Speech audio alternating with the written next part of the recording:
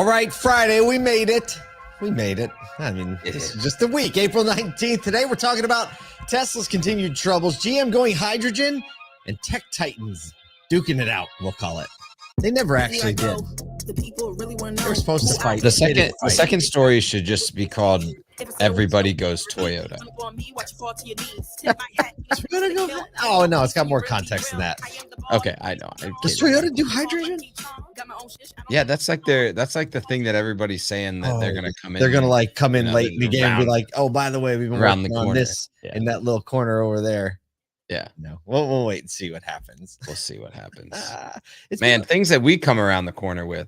You know what I'm saying, Paul? You know what I'm saying? It's things like ASOTU CON. Oh, I was like, what's he going with this?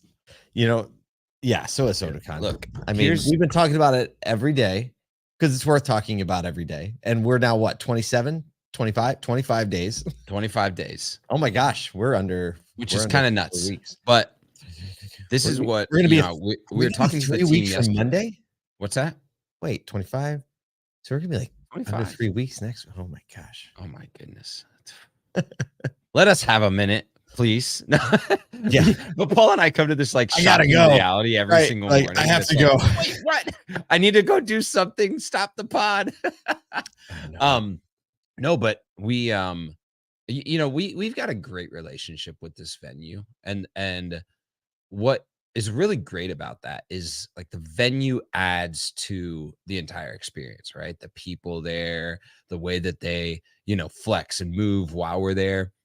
And one of the things that is a part of that is like, hey, they have an opportunity to make a lot more money on these rooms, and they've given us like 5 more as of 2 days ago. Oh, nice. So like if you're getting your ticket and you're getting your rooms, you can still kind of squeak in under the bell. We actually had someone yesterday on a podcast be like, I've never been able to do that. How did you guys pull that off? And they're basically we keep asking nicely.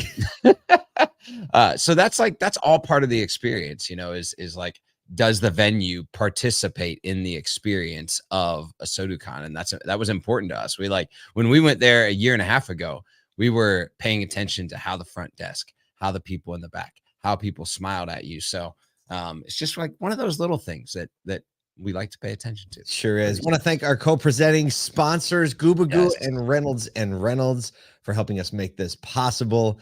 They've been just such great partners to put on ASOTU CON, believing in the more than cars mentality. And I'm excited to have them there and participating. Greg Ulan, the CMO, is actually going to be one of the judges on Pitch Tank, which I'm so looking forward to. We're going to have Kyle, Steve Greenfield, Chase Frazier. Is he going to be a judge? Yes. Oh my gosh, from FM Capital. Got the all-star list. He comes so hard. Yeah, it's going to be great. Look, if you've ever wanted to see people talk about their product in 3 minutes, and I know that's every dealer out there, right? I don't want to hear you talk about in 20 minutes. Talk about in 3 minutes, and I'll figure out if I want to hear the 20-minute part. You get to do that at ASOTU CON. We're going to line them up so you can hear a lot of pitches, short period of time, hear experts, ask questions that you probably had, or maybe you'll realize you should have had that question. And then make some decisions, have some conversations, go home, make your dealership better. I mean, what's better than that? And be in a hotel full of all your friends. Oh, your best friends. Come on. I mean, this hotel is like 240 rooms, and now we're going to occupy like 210 of them. I think we're close. I think it's 220 now. Oh my. Yeah. It's going to be nuts. Pretty much all that's left now are the top 2 penthouse floors in this casino hotel. And they got casino things. I don't know. Maybe we'll get bumped to the top. I'm in. That's not good. I don't know. We'll get Al on this. Let's get into it. That's all we got. Yeah, let's get into it. It's so much fun. All right, so here you go. They can't fix this one with an over-the-air update. As a follow-up story to our story on Monday about Tesla's unintended acceleration issues, nearly 3,900 Cybertrucks from the 2024 model year, which is pretty much all of them, are being recalled due to a risk that the accelerator pedal or the cover on it might dislodge and actually stick the accelerator down, which sounds like a problem, potentially causing crash risks. The recall is for all Cybertrucks that have been produced, pretty much. The defect affects, they say, the accelerator and the brake pedal. We didn't see anything about the brake pedal torque yesterday, but National Highway Traffic and Safety Administration is now involved, and delivery of the Cybertrucks are now officially delayed.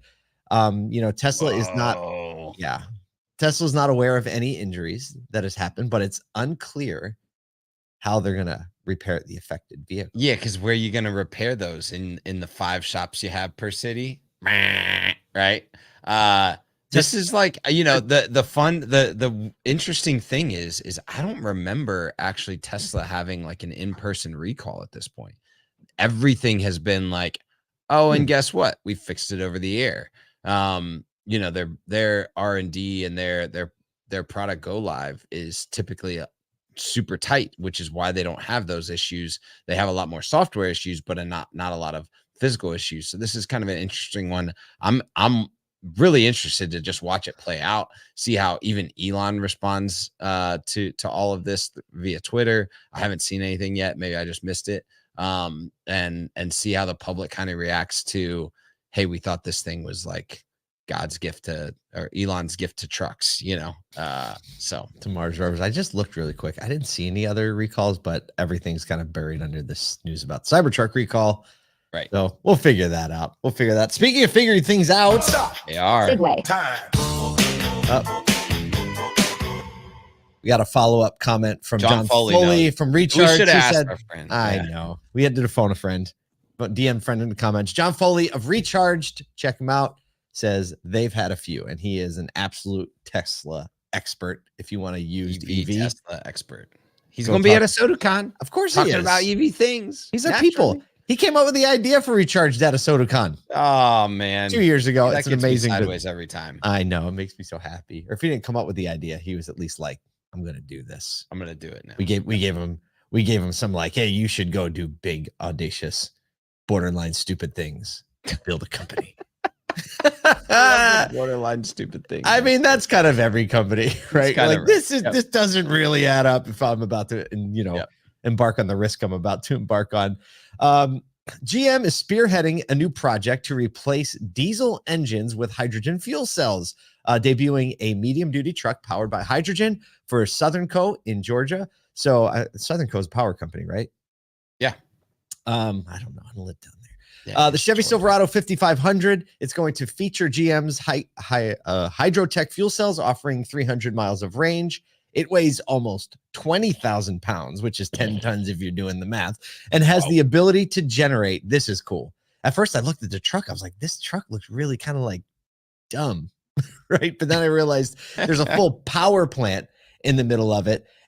So it's able to generate 300 kilowatts of energy from this power plant on the truck, which is actually enough to power 250 homes. Like that's 250 homes. So it's like literally like a rolling power station. The initiative is part of a $65 million Super Truck 3 program by the U.S. Department of Energy, looking to explore hydrogen fuels potential.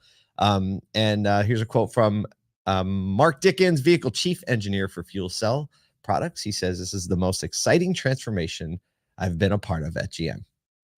There you go. Generating power. Like this is something that everybody's trying to figure out is what the actual next level of fuel, and efficiency is. Like, is it all BEV or is there an opportunity for hydrogen?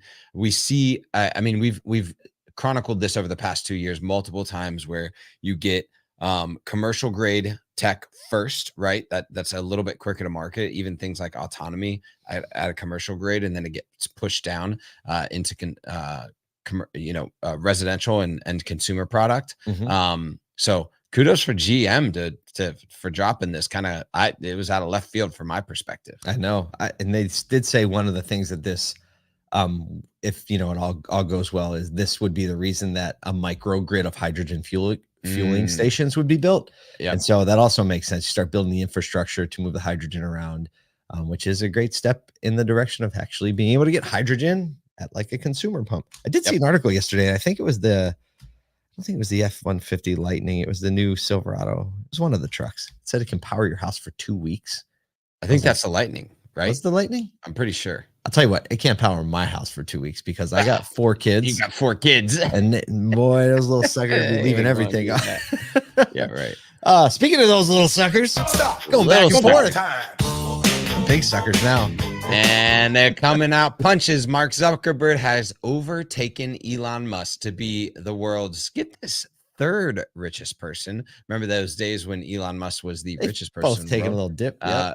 With a net worth of $175 billion. Meta Platforms stock has soared year to date 43%, boosting Zuckerberg's wealth by a little over $47 billion this year, while conversely, Tesla shares have plummeted nearly 40%, causing Musk to lose $55 billion. It's literally, if you look at the chart, it's like a mirror image. It is. It's right? like You see them go this like this. crossfade reference thing. You know, obviously Zuckerberg, Musk, a ton of their net worth is tied to their platform's performance, the ability for the stock to stay strong. And you know, all of this paired with like Elon Musk and the board of Tesla trying to rewrite his compensation package after it was said, hey, you can't do that. You know, the fun part of this is I'm still waiting for this cage match that was proposed but never actually happened. Musk I think was that's riling because him up. Elon saw a picture of Mark with his shirt off at the gym and decided otherwise. But yeah, kind of wild to see someone just because of stock price go from like 1 to 3 in a matter of a couple of years. Well, I think Zuckerberg, all of his wealth is, or most of it's tied up in Meta. Elon, he's like spread out across a number of things. Like Musk is very closely tied to Meta. I wonder what these guys talk about. I think number 1 is Jeff Bezos. Number 2 is some other guy I didn't recognize. A Saudi guy, right? Yeah. So no longer the world's richest man is no longer a car guy. The world's third richest man. I mean, no unless you're talking about guy. Selling cars on Amazon. He is not a car guy. Absolutely. I will never refer to Jeff Bezos as a car guy. It's not going to happen. It's not going to happen. Hey, look, we know you have a Friday to get to. You have a weekend coming up. You have cars to sell. You have people to serve. You have ASOTU CON tickets to buy. Just go check out the speakers at ASOTUCON.com.